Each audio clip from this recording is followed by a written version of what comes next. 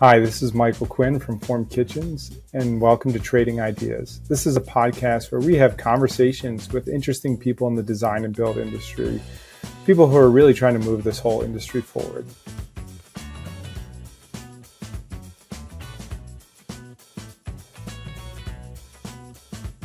Well, today we are joined by Eric Gilman. Really excited to have this conversation. We were talking beforehand.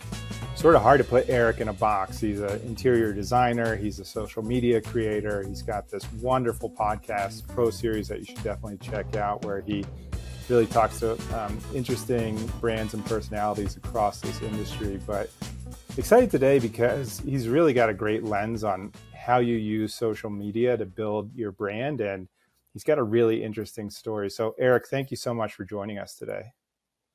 Thank you so much for having me, Michael. It's exciting I know we had you and Bianca on my podcast, and ever since then we've created some type of friendship, and it's kind of cool to come back onto yours and talk about my end of things now.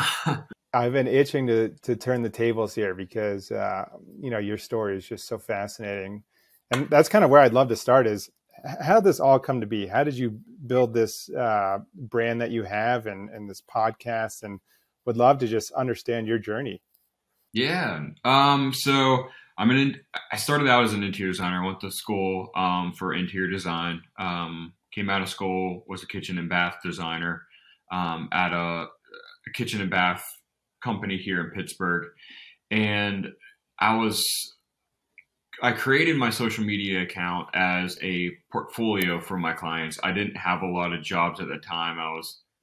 There's still a lot of training involved. So I'm like, I need to create something for myself for a portfolio. So I was kind of putting out pictures of products and other design work that other people have done, giving them credit and kind of just showing it as inspiration for people. So if they look me up, they could see something that I like or something I want to create. And it kind of started to build slowly, friends and family usually just support in the beginning. And then it kind of started building from there to a point where I bought my own house before the pandemic, and I started doing my own social media collaborations with different companies and stuff to renovate my own home and sharing my own content of not only my designs before I bought my house, but now my own personal stuff that I'm doing on my own. And it kind of got bigger and bigger from there. I think I started COVID, it was like 18 or 15,000 followers, I believe.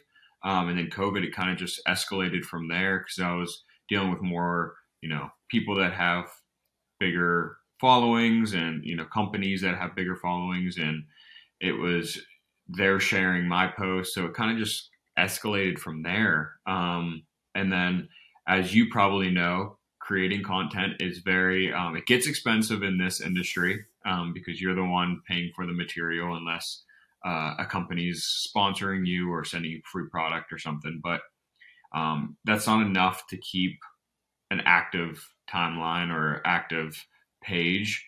So I was trying to find something else to create so I could have constant content to come out. And I think it was like 2019, the fall, I wanted to create something with educating my design customers and people in the Pittsburgh area on how to design to sell your home, upsell your home and everything. And it was strictly just, the idea was having a real estate agent on or another designer on, but they would send me the video. I wouldn't be in the video at all. Because I didn't want to see my face. I didn't want to hear my voice. I just was not confident enough to be on the camera. So it was strictly just them sending me the material. And I did it for maybe, I think it was like 7. So like the first 7 episodes of the Pro Series I'm in the intro, but now after the fact it became a podcast. But this is when it was just a social media based thing. And I was just posting the video itself I started with a real estate agent here in Pittsburgh, and then I did an architect in Florida, and then real estate agents in New York. And then it got to the point, 2020, the summer, and I'm like, I need to be. I always want to be on TV. I want to do that one day. So I'm like, I need to actually get comfortable in front of the camera and talking in front of people. And I was talking. Me and Ward Schrader from HGTV, we followed each other. Wow, probably like the first year I had my account, Hmm. and I reached out and I'm like, would you want to jump on a Zoom call one day and just talk? And I'm like, I'll put this in as one of my new format of the Pro Series. And still then it wasn't a podcast yet. It was still the same format of what I still do for my podcast, but it was strictly just for Instagram. And then I moved it to YouTube. And then last fall, I'm like, you know what? I need to make this into a podcast. Or no, it was 2 falls ago, Hmm. 2021. And I'm like, I need to make this into podcast. And I reached out to people from Pod World and then Spotify, and they helped me get the podcast running. And ever since then, I release a new episode every week, and it's just a fun thing to talk to like-minded people from architects to designers to real estate agents from all around the world, and just talk about their business and their experience. And it's kind of like how I had you and Bianca on last fall. I'm made of questions now. that And was a long answer. no, I know that. it was great. It was great. Well, the first is, in this digital age, obviously content is so important, right? It's this vehicle to tell your story and connect with the right people and really signal what you care about, what you're doing, how you're different. And one couple of things that stood out to me from your story is, at one point it seemed like necessity was sort of just a driver for some of this stuff, right? Whether it's like, hey, I need to get a portfolio up, right? So I'm going to start an Instagram account. And then it got to the point where it's like, hey, content is costly if I'm relying on product. I need to go out and create my own content. So necessity can certainly kickstart things, but how do you decide what to really talk about, right? Like, as you built this Pro Series, how did you go, this is what I want my lens to be? I'd love to understand that creative process. I think that's the best thing about the Pro Series podcast is I don't really need to think about what to talk about because every guest has their own journey into the business. They're in a different part of the world as well. So I'll talk to people in the U.S., but I'll also talk to people in Australia or the U.K. And they might be a designer like myself, but their designer world over there is completely different than over here. So it kind of creates its own content. If I could do, I mean, that's why I still love doing it. Yeah. I'm not, the hardest part about it is editing it. And other than that, in the beginning, I would sit down and send them a bunch of questions, but now we don't even send questions anymore. It's just literally a conversation. We just jump into their life, and then it kind of just goes away. You kind of forget that you press the record button. Well, that's what I love about your podcast and your brand is the authenticity. I can tell every time you're just showing up with curiosity, right? And I think, well, I'd love your point of view. I think curiosity is one of those things that's essential to creating good content, but I'd love to get your thoughts on that in terms of just like, hey, I'm Yeah. going to show up and just try to get to what's interesting here. Yeah. Thank you. I try to be organic and just very natural. I don't want it to sound like, um, a news anchor or nothing against them, but I don't want it to sound robotic. I don't want it to sound like it's a staged thing because it really isn't. I literally either someone contacts me for them to come onto my podcast or I contact them, and then the first time I'm meeting them is on a Zoom call and we just start talking. So it's literally, there's no setup to it at all. It's just literally, I'm in my office with my laptop and I put a light on and my neon light behind me. And that's literally it. It's just us talking about whatever the conversation starts out as. And another thing that stood out to me was, you kind of just started, right? You said like, hey, this one thing is getting too costly. I got to go out and create my other thing. And when you were telling your story, there was just sort of this moment where it sounds like you're like, all right, I'm going to get going here. Like, what would you say to those people who are sitting on the fence? They understand content is important, but maybe there's some fear, or maybe there's a little bit of like, I don't know where to get going. Like, what would you say about starting, right? Because it's daunting to just start producing stuff or start creating content. Oh yeah. Yeah. Especially if you're putting your face on camera and you're not used to it, you're not confident enough for that. It's a huge struggle. I mean, when I started when the Pro Series started before the podcast, it was just a post. I left the residential design world for 3 years. I was still doing residential on the side, but I was in a completely different side of design world. And I always missed it because the residential was always like my favorite thing, but I loved my other full-time job as well. It was just two different sides. So I kind of wanted to, I think creative people always need to always be working in their creative mind. So I needed that side project to mentally just fulfill that creative mind.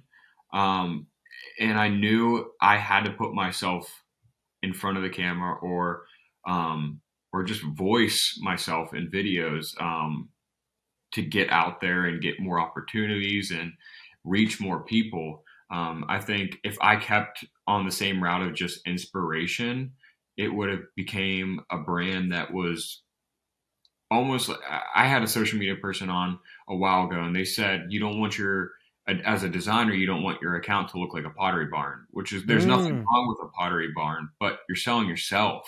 And my brand is literally Eric Dillman Designs. It's my name. It's not like some made up product name or something. Yeah. I need to put my face in it. People are wanting to see whoever is Eric Dillman behind the phone. So I knew I had to do that. Before that, I was taking pictures with myself, but I wasn't, there was a lot of setup to it. It seemed very, I wouldn't say fake, but it was a little bit less authentic because, again, I wasn't comfortable in front of the camera. So I was kind of trying to make it look professional. And that's kind of a whole topic in itself that everybody in our society kind of struggles with, everything trying to be perfect. But once I let go of that and realized literally just a Zoom call is sufficient for to grow your following and create this cool new content that I want to do, which was fine. And that's when it started to escalate. That's what I love about the context we're all working in, is there's so many tools and platforms and channels to just go and do this stuff, right? And you've got pretty immediate feedback loops, right? Like either people watch a video or they don't, or they can literally send you a direct message and say, hey, I loved this, right? Like it's truly a conversation with your audience, which I think it's unbelievable. And sometimes the truth hurts, but it's always good to know, like, okay, maybe not that, maybe more this. I would love to hear from you. How has your audience informed your work, and how do you maintain that relationship with your audience? So when I hear people back from the podcast itself, I just like to try to find people that they like. It's different. Like real estate agents like to hear other real estate agents or developers or something. So I kind of take that into account when I'm trying to find new guests. But when it comes to other content, like stuff around my house and stuff and products that I'm posting, I love to hear that when I post something, they're like, oh, that's like when I put this ceiling fan in my hallway, like I think it was around Christmas time, I got more feedback than I've ever gotten on a post. People ask me where I bought it, or just, does it work? Does it really work? Because I think a lot of people, if you follow a creator or an influencer, they're promoting a product, but you think it's very cold. you think it's very robotic, and you're like, they're just getting like paid to put this out there. But Right. really, the product actually really, really worked, and I love it. It's awesome. So I think I like hearing that on both sides. I'm very open. I try to listen to every or read every DM that I have, and Wow. try to like at least comment back. I do delete a lot and not comment back, but it's the ones that are robotic, like people are Yeah. trying to like sell me jewelry, or I Yeah. feel like Yeah. I get a jewelry one every day in my request. But yeah, I think listening to once you get a following, and listening to your following is very key. It's just kind of like anybody that has like a radio show or a talk show or something. You're listening to the feedback, the reviews, and everything. And there are some people that are like, when I came out with the Pro Series, they said that was, they would quote unquote, that's cute, or that's a cool idea, or just being like kind of look down on me for Hmm. doing that, or they think, oh, another person with another podcast, cool. And I just didn't care at that time. It Yeah. was probably just COVID that completely changed my mindset on being afraid to go in front of the camera Yeah. and caring what people thought. That's awesome. I, kind of taking all your learnings and looking back on this journey, you overcame some fears, you changed your mindset, you got out there and did it. A lot of our listeners are in this industry and understand the power of digital, understand the power of social media, understand the power of content, and are looking for ways to amplify it and get better. What Mm-hmm. advice would you give to those people, particularly like, let's say someone's starting day one? What are the things you would tell that person? Oh man, I just actually taught a class. I taught a class in the fall, and then I talked to a bunch of designers, part of an NKBA event a couple weeks ago. It's such a loaded question, because Yeah. people think there's a quick, easy fix to grow and to start a social media account. But if you're a designer like myself starting out, I would automatically make sure that you are in photos. I know what we do is not, modeling, but uh, people think people don't want to see me. They want to see my designs, but no, they do want to see you. Your name is on the company. So I'd say like at least every 8 or so pictures, put yourself in there. And just don't worry about it being perfect. Mm, Again, you don't want it to look like Pottery Barn.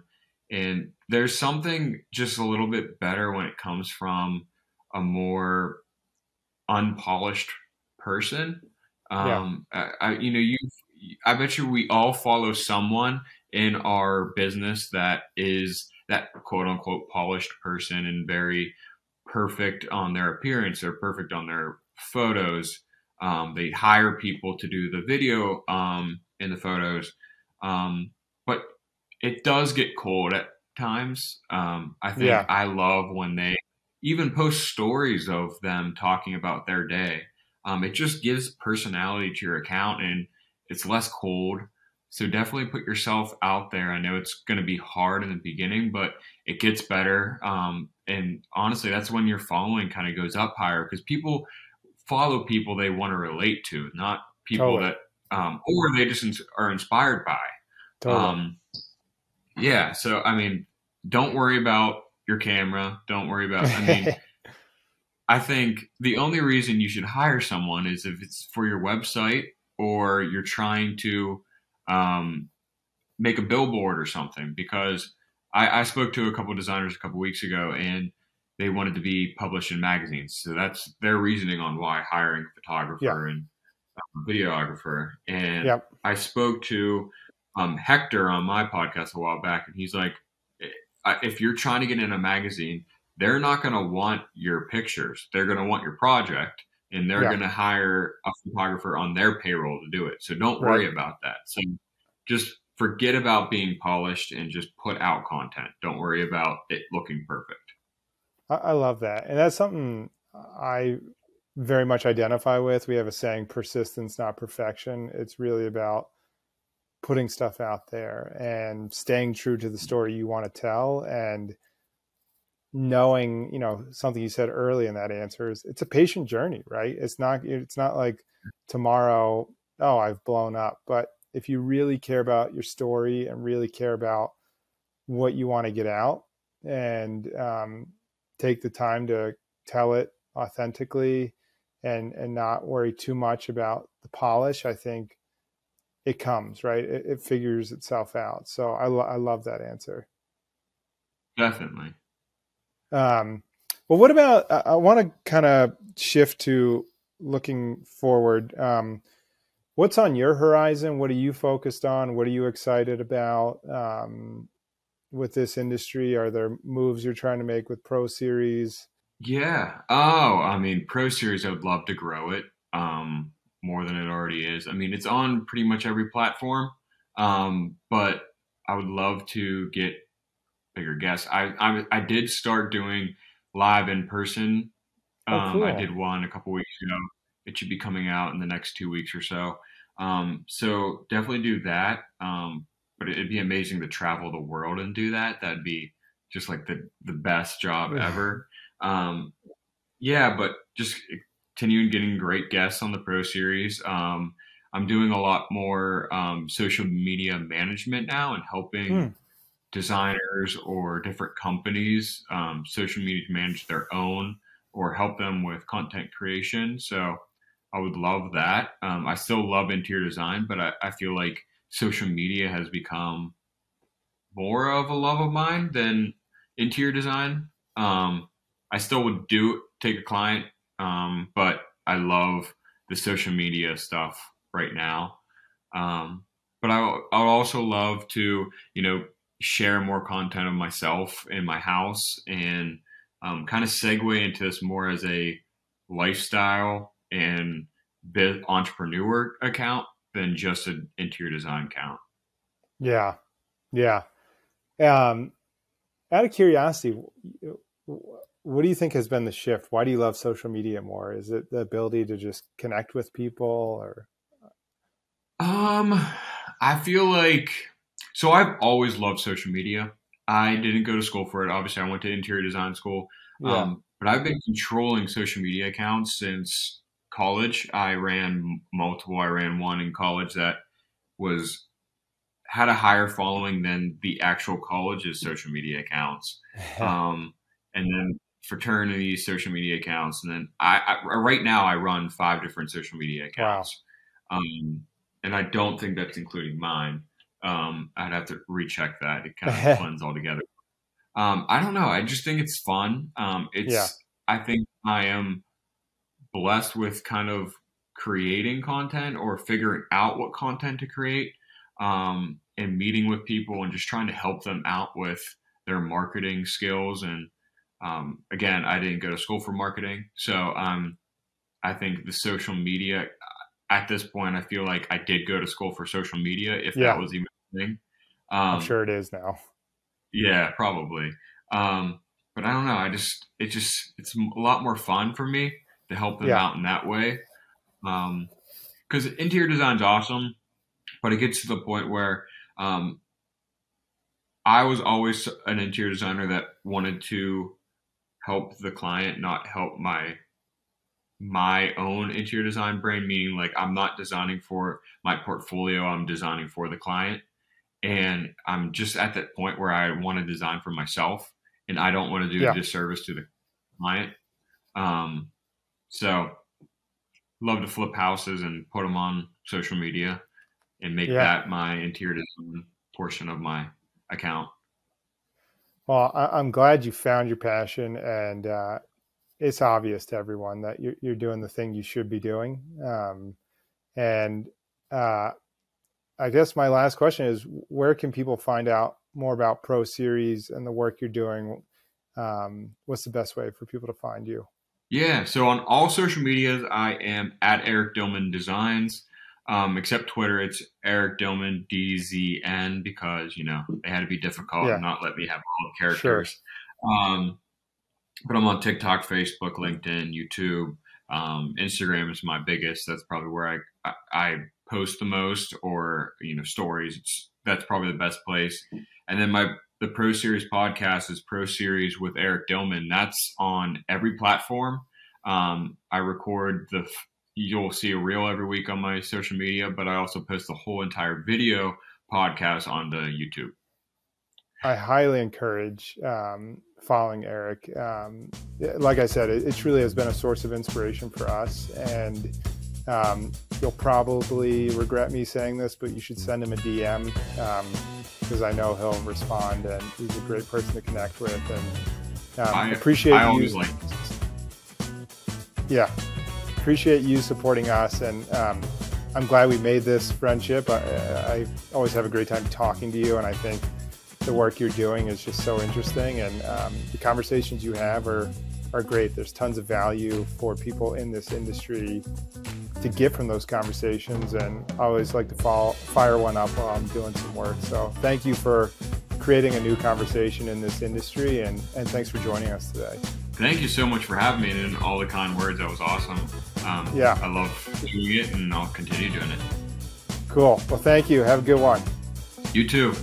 Bye.